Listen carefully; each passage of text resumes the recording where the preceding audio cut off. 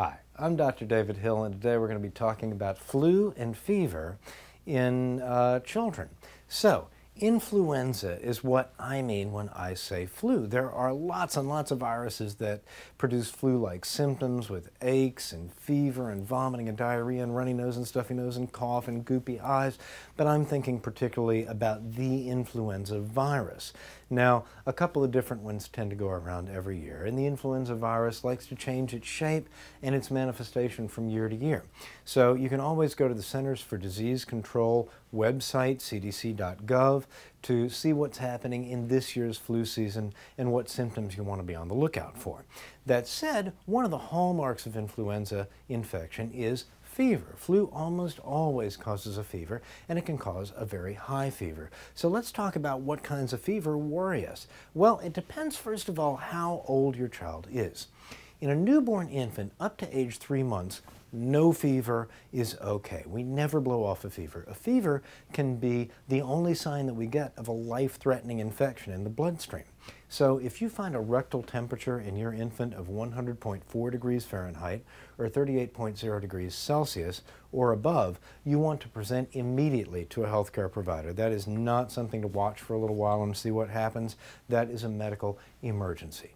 Now, a fever that occurs in a child over 3 months of age and under a year of age that doesn't have an explanation, the child doesn't seem sick, they don't seem to have the flu, you don't know what's going on, that can be a sign of a serious urinary tract infection or kidney infection, and you still want to have that child seen.